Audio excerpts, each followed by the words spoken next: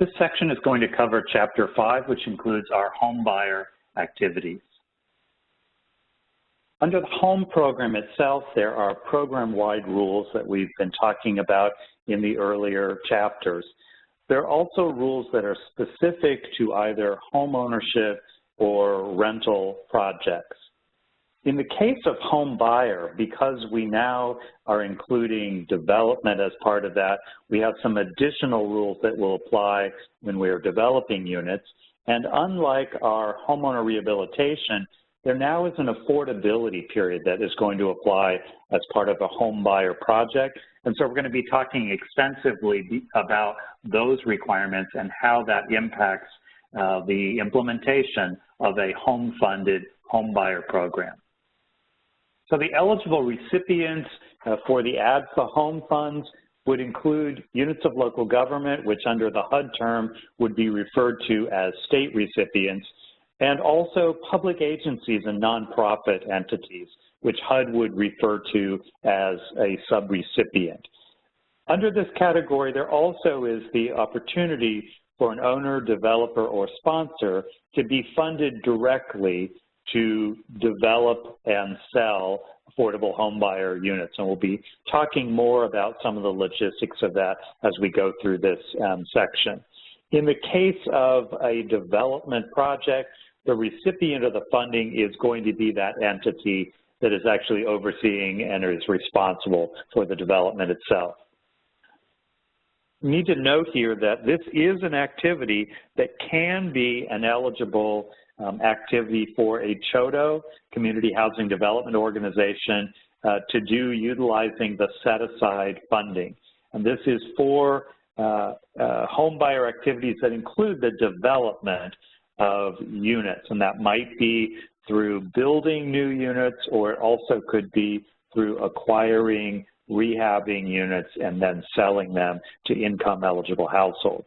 If it's part of a CHODO set-aside project, the organization, the CHODO, specifically will have to be acting in the role of owner, developer, or sponsor. And keep in mind, it would have to be within the designated service area for the CHODO. We'll talk further about some of those details as we go through this.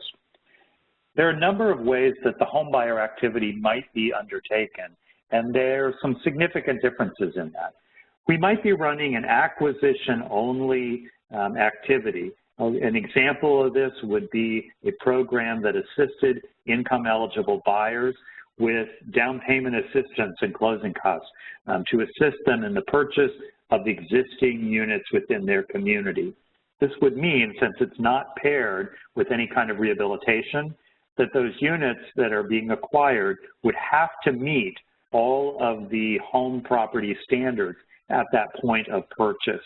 And so the state recipient, the subrecipient that would be running that program would need to inspect those units and make sure that they met all those standards, or it wouldn't be a unit that assisted household would be able to purchase under the home program.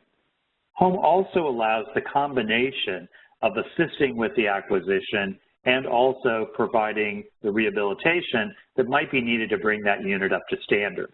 That could be done under the home program in conjunction with an individual home buyer, but it also could be done in assisting a developer who might acquire as part of a project a number of homes within a community, bring those units up to the home standards, and then sell those units to income-eligible buyers. The third option here is new construction. In many communities, there is not an adequate supply of housing, and so the option will need to be to create some new units that are then going to be sold as affordable units to income-eligible home buyers. The rules that we talked about, the program-wide rules, we also mentioned that the home rule now requires that our home buyer units, if they remain unsold for 9 months or more after the construction has been completed, that they have to be converted to rental units. So it becomes really critical for a home buyer project if we are going to develop units, whether it's existing units that we're going to rehab or we're constructing new units, that we have to have a good plan in place to make sure that once we've completed that construction or rehabilitation, that we can get those units sold. So as part of planning a project, we would need to think about that local market, what we know about the demand, the type of unit that we're developing, making sure it matches what the local population is looking for, to be able to be sure that we're going to be in compliance. If you're setting up a home buyer program, you would not want to have to convert those units into a rental project. So the way that you would document it is from the point of all the construction having been completed, you would need to make sure that within that 9-month period, you had a ratified sales contract in place. That's how we would demonstrate that you've met this deadline. It does not mean that the sale has been closed and that the property has transferred within those 9 months, but at a minimum, that ratified binding sales contract would have to be in place within that time. So it'd be important to think about, how quickly you're going to start your marketing process, how large of a project makes sense in that local market to be able to be sure that there's an adequate market and that those sales transactions can be completed within that time period. Any unsold units will have to be converted to a rental project, which means that all of the affordability requirements that we impose for a rental project are going to apply. So if it's new construction, we have a 20-year affordability period for a rental project.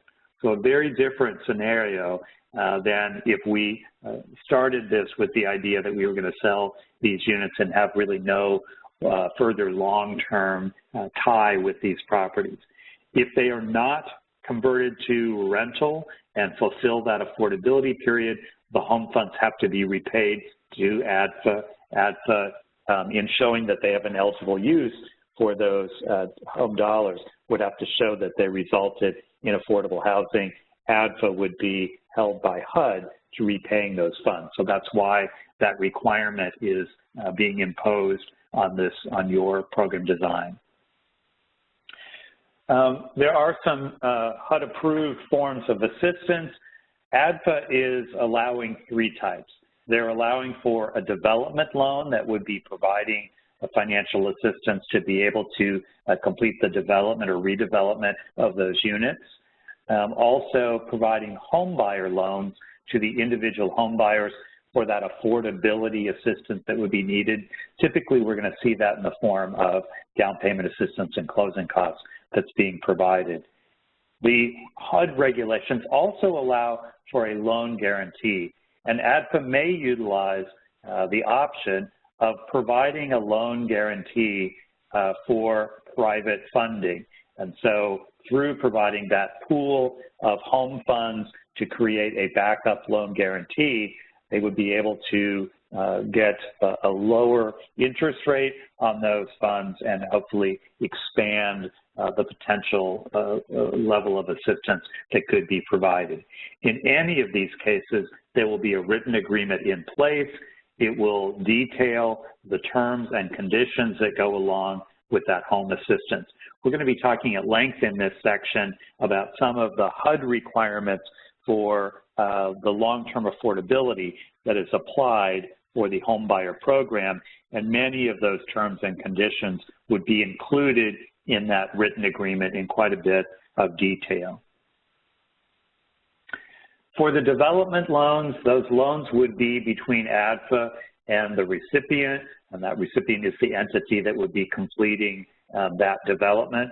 When those units have been sold to our income-eligible buyers, that subsidy that's been provided, that development loan, will need to be repaid to ADFA minus any mortgage subsidy out of that assistance that was provided to the home buyer. And so that might be a reduction in what was due back to ADFA on that assistance. For our home buyer assistance loans that we're making to the home buyer themselves, in the form of a mortgage subsidy. That will be an agreement between the recipient and the home buyer. We're going to be talking about how you define the affordability period, but based on using the recapture methodology, all of our home buyer loans will have an affordability period of 5, 10, or 15 years. And that's going to be based on the level of home assistance that's being provided. So the more assistance that's being provided, the longer of that term. Keep in mind that ADFA is going to be completing that review. They're going to be approving the types of mortgage subsidy and the level of mortgage subsidy that's provided to each and every one of those home buyers. So that will be part of that application submission process that they essentially will oversee the underwriting and subsidy layering that's required under the home program for each of those assistants. As we mentioned before, loan guarantee option under the home rules allows for a creation of a loan guarantee pool that is put in place in conjunction with private funding, which then allows, because we're covering essentially part of the risk for that pool, allows for below market interest rates to be provided to those home-assisted home buyers. That's one of the options that's allowable under the home requirements. Let's talk a little bit about our loan requirements and the documentation that will be in place. Each of these loans will have an approved lien document. So we're always going to be using the standard ADFA forms. These are put in place to make sure that all of the requirements have been properly included. ADFA is going to be a junior position to the private lender. So that would be in a second position. Generally, they will not agree to be in a third or weaker position on that. And in all cases, the loan to value, combining the superior loan and the junior loan of the home funds, will not cumulatively exceed 100% of the value. So there's always going to need to be value in the property to support the lien position that ADFA will be in based on their loan documentation.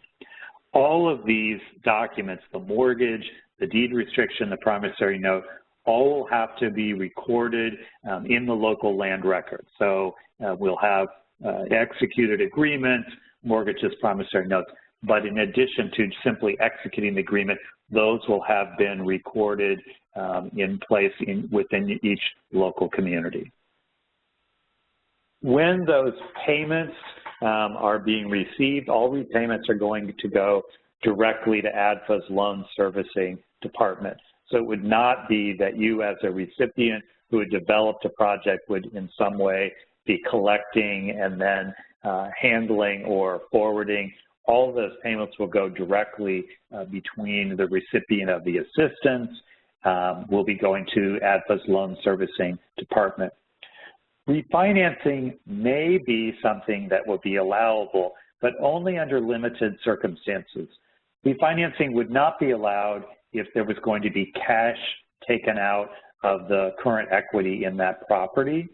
Also, all subsequent mortgages would have to be a fixed rate. They'd have to be fully amortized, and the debt that would be part of that could not exceed the property value. So maintaining that the combined loan to value is always going to be at 100%. So there's a backing, there's a financial back for the ADFA's lien position for those loans. Let's talk a little bit about eligible costs. So as we mentioned in the homeowner rehabilitation, the home rules specify no luxury items. That would include some of those common sort of things you might think about on, like a jacuzzi tub or some kind of very high-end kitchen appliance. Home also, it's not eligible to use any off-site infrastructure. So if you were doing a development project for, let's say, multi-family housing, and you were needing to maybe do some work on upsizing water lines from your property to, a main line that was some distance from that property, Any of the piping, any of the work on your actual project site would be eligible, but any portion of that from the point that your property intersects with that public right-of-way, other than tapping into the existing infrastructure right at the edge of your property, that would not be eligible. So it's only on-site infrastructure that's going to be eligible.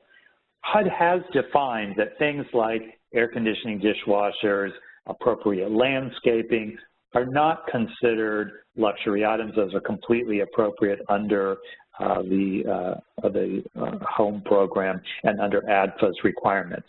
I will mention that ADFA has some additional restrictions pertaining to garages, and this really follows HUD's guidance about garages. If they are part of, they're attached to a home that's being rehabbed, that's something that's eligible to be included in a rehabilitation project, but a detached garage is only eligible if it's rehabbed in conjunction with a home that is needing rehabilitation to bring it up to standards. But there also would have to be documented health and safety issues related to that garage, which would explain why it's being included in that project. We are a housing program, and so there's some limitations on why we would address non-housing units. Talk a little bit about other costs. We have our eligible soft costs, which can include some of those professional fees. You know, particularly when we're talking about development, we may have a lot of other fees in architectural and engineering. There may be, as part of the environmental review, some need to bring in expertise on lead testing, asbestos removal, some of those other requirements. As I mentioned before, this issue about the market and making sure that we're going to be able to sell those units within our 9-month period is a critical part of that evaluation. So ADFA is going to require that upfront for all new construction, there will need to be a market study in place. Also, frankly, if ADFA was approving a project that included a development project that included the purchase of multiple units as part of a project that were going to then be rehabbed and sold, that would also include a market study, trying to evaluate, is there an adequate buyer base that's going to be income eligible, be able to purchase these units, what's the right price, what's the right kind of unit. As part of that planning, we would need to address what would the needed mortgage subsidy be for this proposed project? Who is my target buyer? What's going to be an affordable purchase price for them versus the fair market value of these proposed units? And then what kind of mortgage subsidy will need to be put in place? Will that be provided through home funds? Are there other sources that would be available? For a market study, it needs to be conducted by an ADFA-approved marketing analyst or firm as part of that. And you could check with ADFA on who was currently on their approved list of firms to be able to complete that work. Talk a little bit also about the developer fee. And so this is where the developers profit and how they cover some of the risks and the expenses that they would incur as part of the project. The developer fee is restricted to limits that are going to be laid out each year in the Notice of Funding Available, the NOFA. Those funds can be paid using the home funds, but the home portion of that is going to be based on the overall percentage of that project. So if home funds are 25% of the overall development costs, then the developer fee, home funds could be used to cover 25% of that developer fee. Keep in mind that as far as the access or the payment of that developer fee, we have some restrictions on that. So 50% of that pro rata developer fee may be paid at 50% completion of the project. The balance of that, the remaining 50%, will not be paid until all of the project-related retainage documents have been completed So ADFA is able to determine that all costs related to that project, all work has been completed, the project meets all of the requirements. One thing to note here, developers cannot hire themselves as consultants as part of their home-funded project, and so they would not be earning both a developer fee but also being paid additional funds as part of serving as a consultant on their own project. Developers going to be restricted to receiving their funding through that developer fee based on these restrictions that we've talked about. Let's talk a little bit about relocation. We'll talk a little more in this training later about some of the other federal cross-cutting requirements. The Uniform Relocation Act is one of those that puts in place that if, as a result of our project, there are any person or business that is displaced by the project, that they would be eligible for some benefits, including relocation payments that would help them reestablish a business or make a replacement residential unit affordable. So if there were relocation costs that were incurred as part of a home buyer project, that is something that would be eligible under the home program. HUD requires that ADFA put in place a plan and efforts to try to minimize displacement. So as part of ADFA's implementation of the home program, they're going to be watching for and looking to try to avoid potential displacement or the triggering of those relocation benefits. So as part of the program design, they're going to limit eligible properties that could be purchased using the ADFA home funds to those units that are occupied by that seller. So we're going to implement a voluntary acquisition with that seller of the property, or you could utilize the funds to purchase a vacant property. What this means is that a property that had a tenant occupying it, the tenant is never voluntarily participating in this, and so tenants are always eligible to receive relocation benefits. So we're going to exclude properties that would be tenant occupied to make sure that we avoid displacement. The HUD rule allows for those that are administrating a HUD home program as either a subrecipient or a state recipient to be reimbursed for their costs of running that program, either through charging things off to the admin costs, and we talked about the fact that those are limited overall under the home program to 10%, but some costs also can be charged off as part of the project, as a project soft cost. So ADFA has put in place some restrictions that cap the amount that can be charged off in this way. So ADFA will be looking at the combined total of your program administration costs and also your project-related soft costs to make sure that they are limited to no more than 10% of the allocation to that recipient. And so that would be something that you as a recipient would need to keep in mind as part of budgeting and track those expenses, make sure that you're going to be in compliance with that. So any of your project costs that are going to be charged off to the home program will have to be attributable directly to home units, and there would have to be enough information to be able to demonstrate how that cost is related to specific home units. That documentation would need to be included to ADFA so that they could properly reflect that within IDIS, where they are essentially drawing the money from HUD and providing information about those expenses. On projects where we have multiple units, we might be prorating those shared costs. So for instance, if I'm buying a piece of land and I'm going to develop 10 home-assisted units on that property, I could prorate that acquisition cost as a project cost across those 10 units that would be identified. There is a requirement of a certification of that cost. ADFA has provided a cost certification form that is available at the web address that is listed, and that would be something that would be completed for each project. There are some limits put in place by the home program on the maximum and minimum amounts that are allowable for projects. ADFA has also added some additional restrictions as part of that.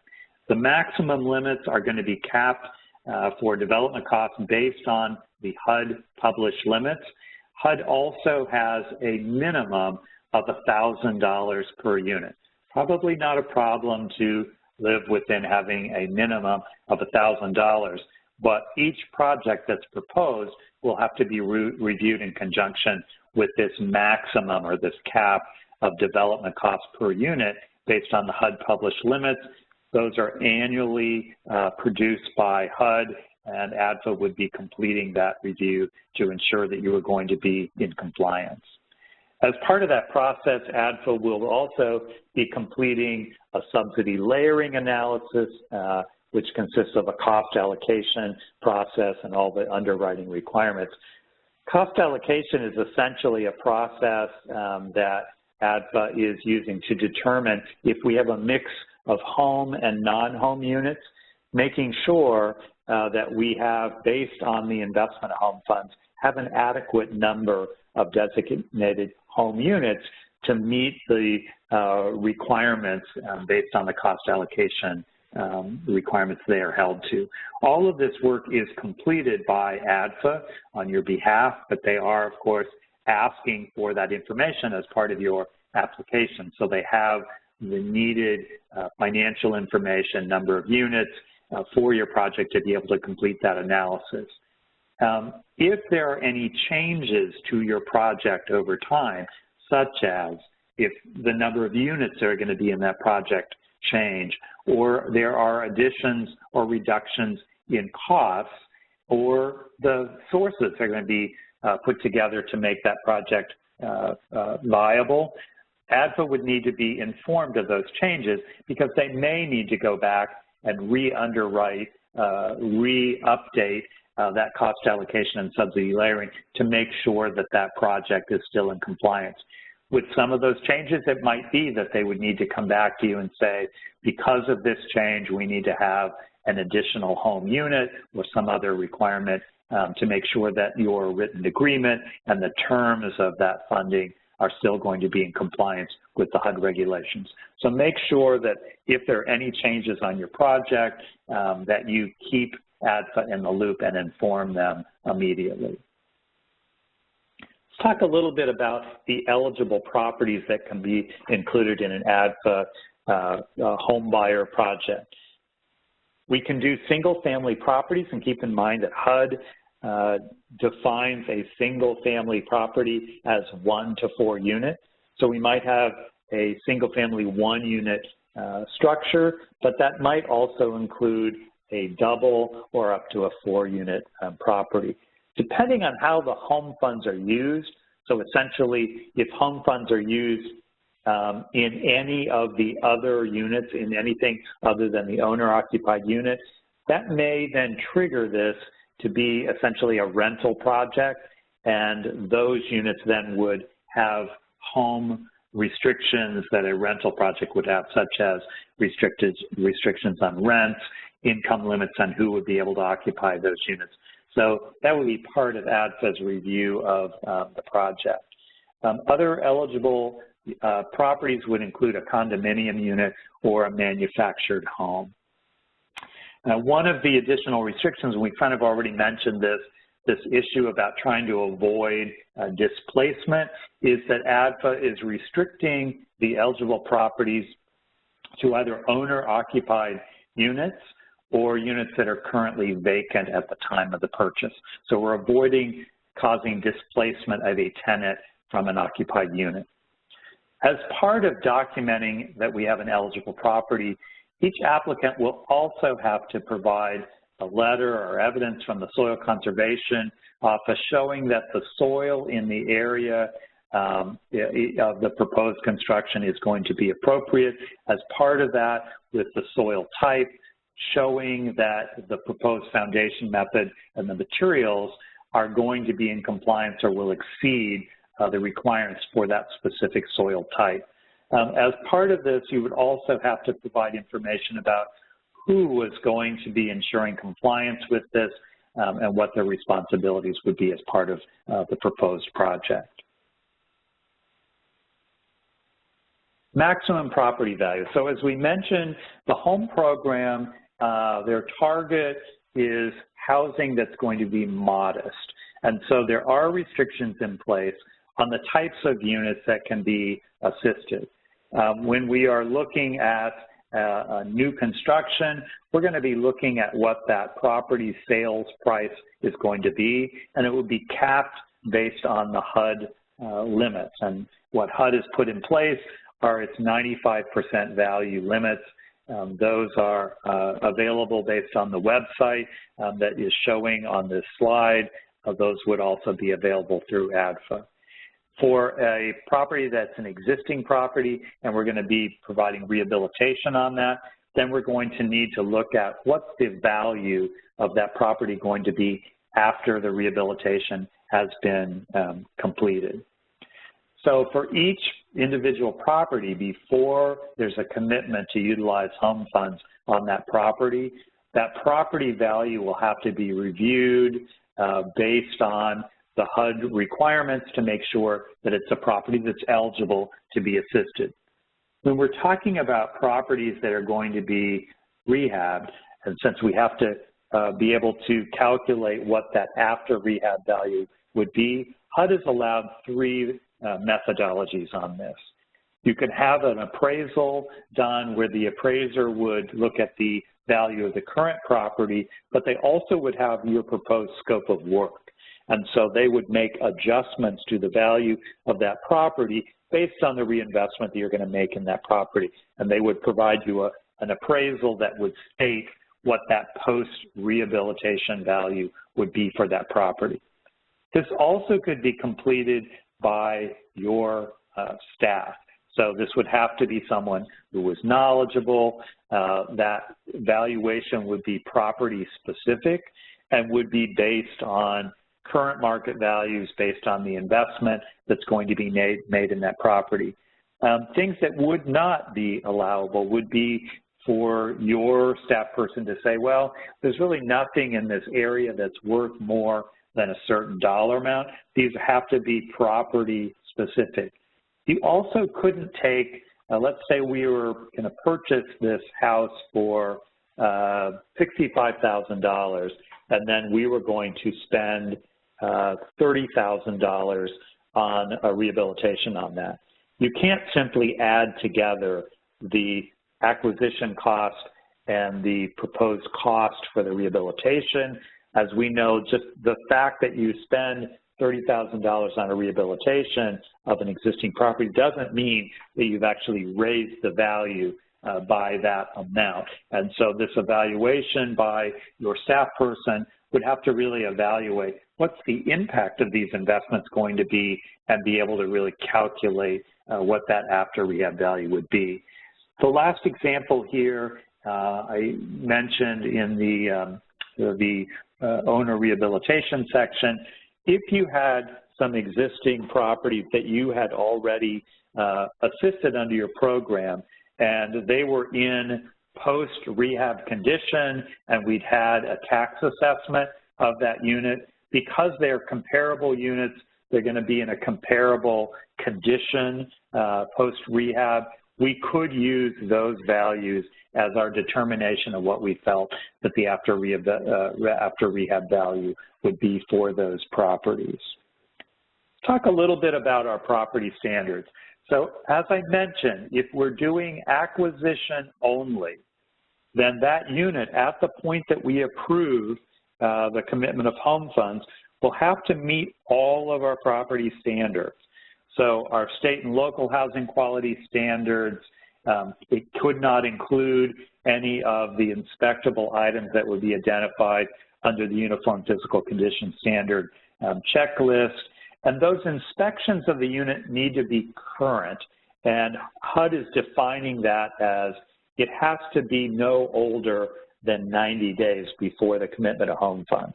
So if we have a vacant house sitting there, sometimes there's some additional damage that occurs, so we want to make sure that that inspection has been done no earlier than 90 days before we're making that commitment so that we have a current picture of what the actual condition would be.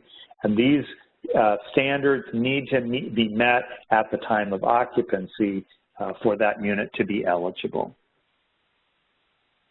For units that are receiving both acquisition funds and rehabilitation standards, now this also includes ADFA's written rehabilitation standards. So they will have to meet the state and local code, but upon completion and the uniform physical condition standards, but they also have to meet ADFA's written rehabilitation standards. So that includes things like identifying any health and safety items, making sure that all of those have been addressed before that unit can be occupied. So there has to be an inspection in place. And overall, all of the issues with that unit have to be addressed within 6 months after transfer. So we need to make sure that that unit is brought up to standards within 6 months of that acquisition. They can't occupy the unit until the health and safety defects have been addressed, but the maximum you have then to complete the rest of that rehabilitation is 6 months. The units have to meet all of the applicable codes, and the inspector will be inspecting and signing off that that project is complete and it now meets all of the applicable codes. The HUD property standards, HUD requires that ADFA adopt written rehabilitation standards. So those standards include ADFA identifying what they consider to be a health and safety standard, also setting in place what the minimum useful life would be for all the major systems. The home program itself requires a minimum of 5 years. So as part of your inspection in determining what the required scope of work would be for the rehabilitation of a property, you'd be looking at every system. So the structure itself, the roof, looking at the plumbing, electric, heating, cooling, all of that would be included. And if any of those elements were determined to not still have another remaining 5 years in place, then you would have to include within your scope of work the replacement of that. So if we have a water heater that we look at and determine that it maybe only has another 2 years at most to continue to function, then that would need to be replaced because it does not have a projected useful life of 5 years. The lead paint requirements are going to apply, the accessibility requirements, and then as part of ADFA's written rehabilitation standards, they would identify any disaster mitigation requirements that were going to be adopted as part of their written rehabilitation standards. Included in the ADFA requirements are the ADFA Construction Performance Manual, and particularly sections 1 and 2 are the applicable sections of that. Also triggered is the Arkansas Energy Code, the International Code Council codes, and then keep in mind there may be state and local codes that would apply that might be above and beyond these other codes. Units have to be in compliance with zoning, that requirements that would be a local requirement. And again, disaster mitigation requirements that have been adopted by ADFA and handicap accessibility requirements would also have to be met. We've mentioned already about the major systems, the rehab standards. As part of that, the uniform physical condition standards, and we also mentioned the lead-based paint. Note here that ADFA and the home program now are requiring that manufactured housing has to be affixed to a foundation. So if part of a home buyer proposal, we had a household that wanted to purchase an existing manufactured unit, if it was not affixed to a foundation, there would have to be rehab included to be able to correct that. In some cases, the cost of retrofitting an existing manufactured unit to meet this criteria might exceed what the program funds would actually cover. If the purchase was for a new manufactured unit, then of course, as part of the specifications, it would have to include the being mounted or fixed to a permanent foundation. If we're doing new construction, standards are a little bit higher, meeting state and local code. If we don't have state and local codes, home refers to the International Code Council's residential code. Also, for new construction, we have the International Energy Conservation Code, which will apply. And again, the sections 1 and 2 of the ADFA Performance Manual, Code Council, local and state requirements, zoning, disaster, and handicap accessibility also apply for our new construction projects. As part of this, ADFA has included in their requirements for both new construction, there is no reconstruction being done under this current program, but would include the Arkansas Usability Standards, which is really an accessibility standard. ADFA has approved housing plans in place. If you are proposing to use something other than ADFA's plans, then you would need to be submitting those plans. ADFA will be reviewing them to determine if they're comparable and allowable. So anything other than the ADFA plans, keep in mind, must be approved by ADFA before you're able to use that.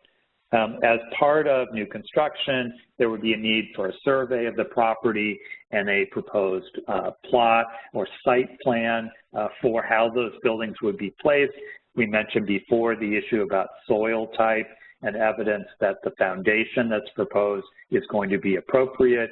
We also mentioned the requirement for permanent utility hookups and permanent foundations.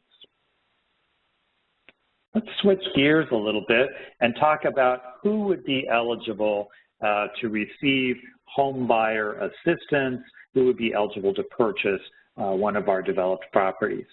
So the home program requires that all home recipients are going to need to be low income. So that's income at 80% or below. They also must occupy that unit as their principal residence.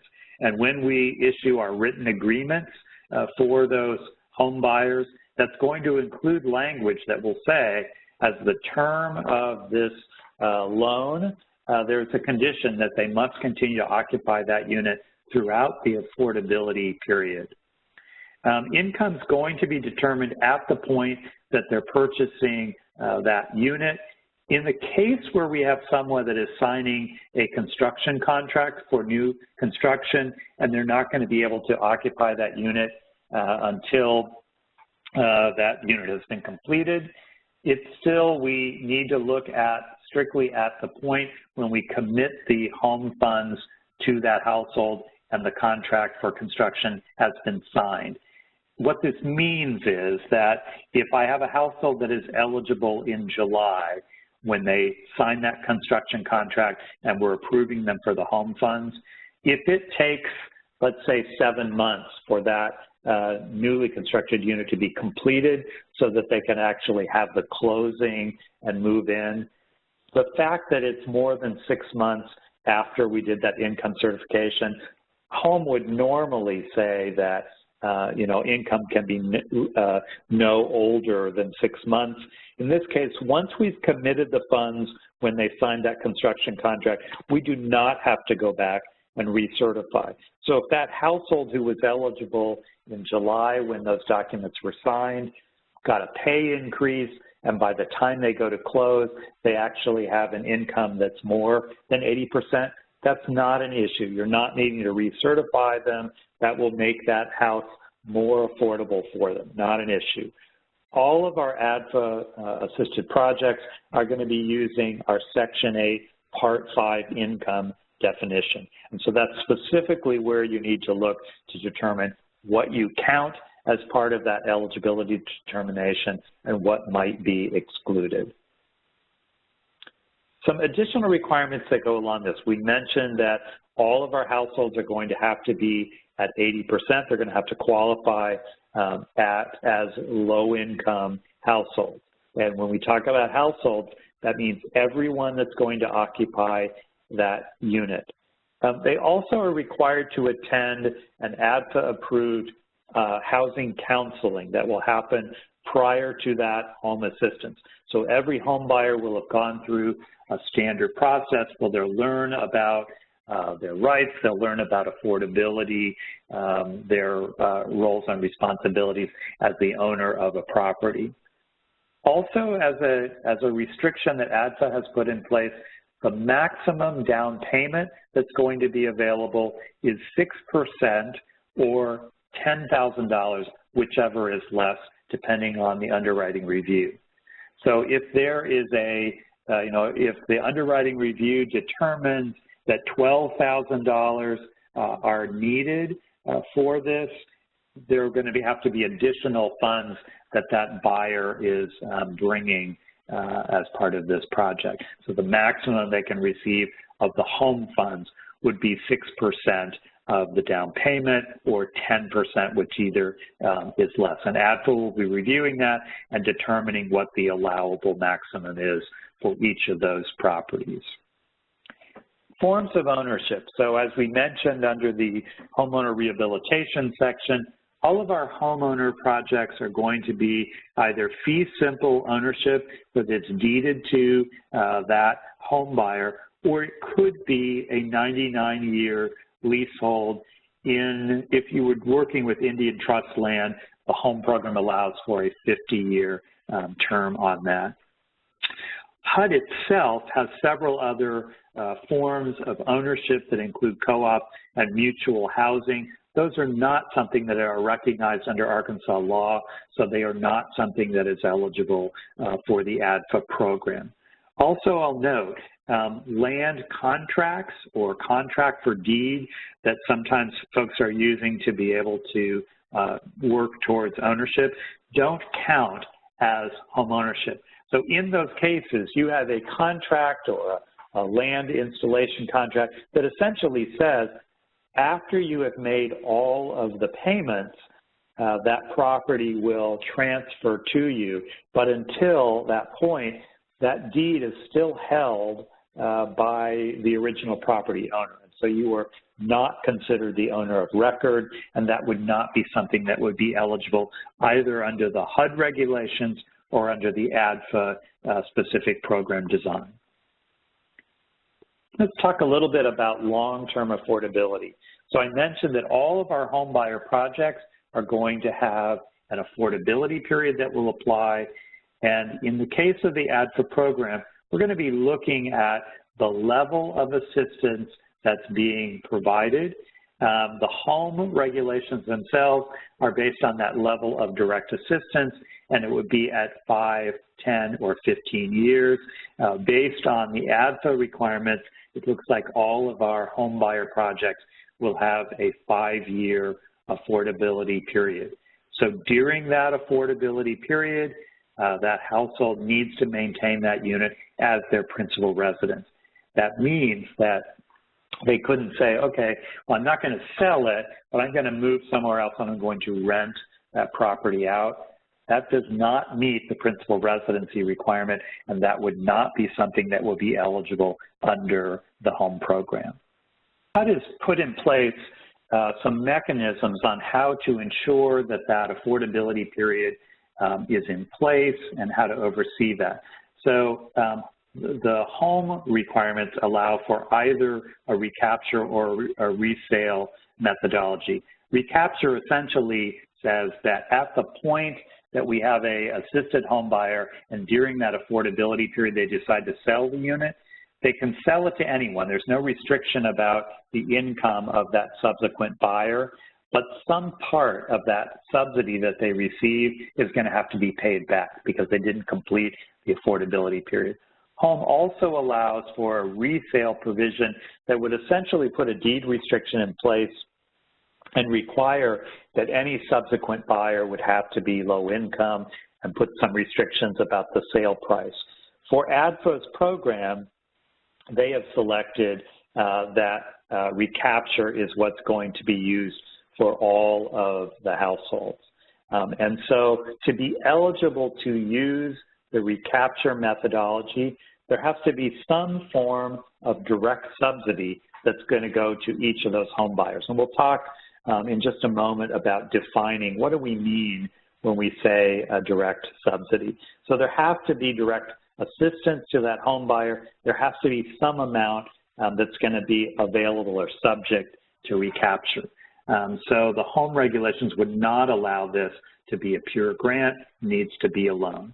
So ADFA has chosen that in every case where there's going to be home assistance, there needs to be direct subsidy being provided to that home buyer, and ADFA will be using only the recapture methodology. So let's talk about that term of direct subsidy and what do we mean by that. So a direct subsidy is some kind of assistance that reduces what the cost would be for that home buyer for that property. So generally we're going to see things like a down payment assistance loan, might be closing costs as part of that, but it also could include some kind of a secondary mortgage that's going to be provided by that project. In some cases, we could have someone that has essentially lowered the sales price below the fair market value. So anything that reduces what the actual cost is for that household that's a direct benefit to them is going to count at that. So anything, if the fair market value of the property is $200,000, and anything that offsets that cost, such as part of the funding being provided through a down payment loan, so that when they are going to the bank seeking a mortgage, they don't need a $200,000 mortgage. Some of that has been covered by another funding source. So that affordability period is always going to be based on that direct subsidy to the home buyer, and we're going to count any one of these examples that are listed here when we make that calculation of what is that amount. Generally, as I mentioned, we're going to be dealing with a 5-year affordability period. You may hear the term of a development subsidy being used. Development subsidy is financial assistance that's being provided to the developer to cover some costs that are going to be, a gap between what the cost is versus what the value. So let's say I'm developing some new units within maybe a neighborhood that has not seen any investment for some time, and so that's somewhat of a restricted market. It might cost me more to build the units, so acquire the land, make the site ready, build those units. It might cost me more to actually build the unit than what the fair market value of that unit is. Maybe the reason that the private market has not made any investments in that neighborhood.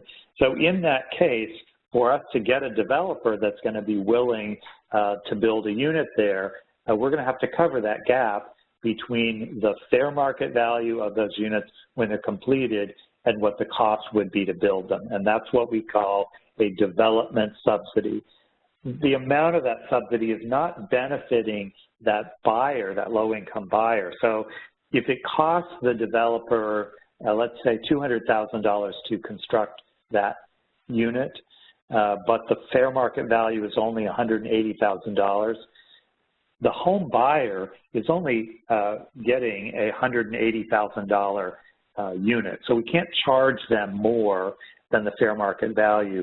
And so we have to bridge that gap, the loss essentially that developer would otherwise experience in developing that unit. Let's talk a little bit about what's subject to recapture. So when we're talking about recapture, this is when that unit is sold before that affordability period is completed. And we mentioned that under recapture, we're going to expect that some portion of that subsidy is going to be required to be repaid. So the amount that is subject to recapture is the direct subsidy that's being provided to the home buyer. So as we mentioned, generally it's going to be down payment closing costs, could be a subsidized loan.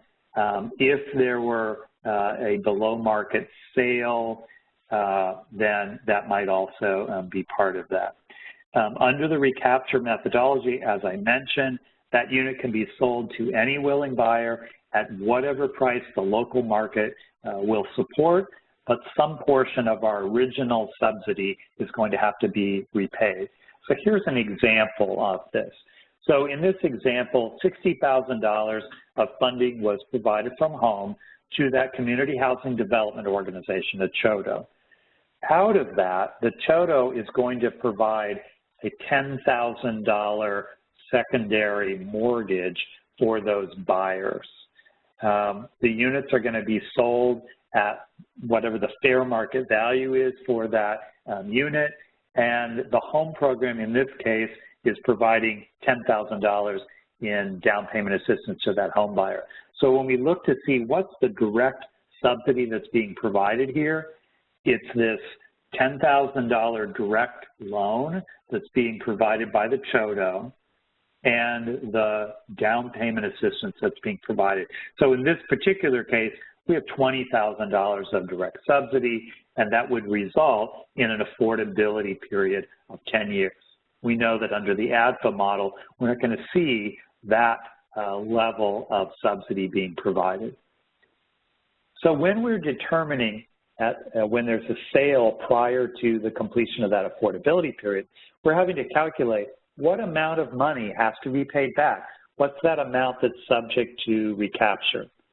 It's always limited by the available net proceeds. And the way we calculate net proceeds is to look at what's the sale price. So I have a buyer that was assisted, let's say 4 years ago. They now, still during that 5-year affordability period, they're choosing to sell that house in year 4. So their recapture agreement is being triggered because there's a proposed sale or transfer of that property. We would look at the sale price of when they're now selling that unit. We're looking at what their remaining non-home debt would be that's in a superior position to our home loan. So, you know, if they had a mortgage with Bank of America, that's going to have to be paid off. So sales price minus their existing mortgage, and then any of the closing costs that that seller is going to have to be, they're going to be responsible for. That all gets backed out of the sale price to determine what net proceeds out of that sale are actually available to cover our home recaptured funds. So recaptured funds, really important to understand, it's going to be based on the available net proceeds. It's always limited by that. And then HUD requires that there be a recapture policy or provision that's going to be adopted.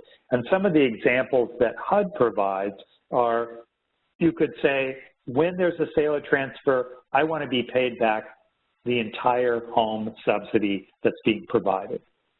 More commonly, we see essentially a forgiveness that's prorated over time. So the longer you stay in that unit during the affordability period, the less money that has to be paid back. HUD also offers an example of using a proportional share, so we would split the net proceeds based on a particular figure. Also the option of designating the buyer is always going to get their initial investment back. And in some cases, we see a combination of any of these. ADFA's kept it simple and kind of followed what most people are doing and said, we're always going to use this forgiving the home subsidy that was provided on a pro rata basis over the affordability period. And I'll show you an example of how that works. So in this instance, there was $30,000 of home assistance that had been provided. It was going to be used on a pro rata methodology over that affordability period. In this case, there was a 10-year affordability period. The sale happened in year 6. We're told what the sales price, the superior debt is, the closing costs. So when we're trying to figure out what's the amount that the program needs to recapture, first thing we have to do is determine what are the available net proceeds, because we said that that's the cap, that's the maximum that is needed for recapture. So we're going to take our sale price, $175,000. That superior debt, their existing mortgage, is going to be paid first. So that leaves us with only $25,000 left. And then the owner incurred closing costs of $5,000. So that's also going to be subtracted on that. So that leaves us with $20,000 in net proceeds. So that's the maximum that's available. That's the amount that is subject to recapture. So that tells us how much money is available. Then we have to determine how much is actually due. So in this case, they originally received $30,000 in assistance. They had a 10-year affordability period. And we're going to forgive 1/10 of that amount every year of an affordability period that they completed. So in this case, they've completed 6 years of the 10-year of their affordability period. So every year we forgave $3,000. We've got 6 years times the $3,000. So $18,000 of the original $30,000 has been forgiven. So in this case, only $12,000 still remains as subject to recapture. So we know that we had $20,000 available, $12,000 are due. So out of those net proceeds, $12,000 of that is going to go to the home program, and the balance of that is going to be paid to the seller. So this is how the recapture provision will work for the ADFA properties. This is how that will be described within the written agreement so that those home buyers understand that at any given point during the affordability period, that's how the calculation will be made to determine what will have to be repaid. Those funds, those recaptured funds, go back to ADFA, and they are essentially reinvested in other eligible home projects. At the point that that recapture has occurred, that unit is no longer considered a home-assisted unit. That next buyer doesn't have any restrictions on that unit. The portion of money that was not fulfilled with that affordability period has been returned to ADFA, and they're going to reinvest it. So those agreements need to be, that language, as I mentioned, is going to be included in the written agreement with each of those households.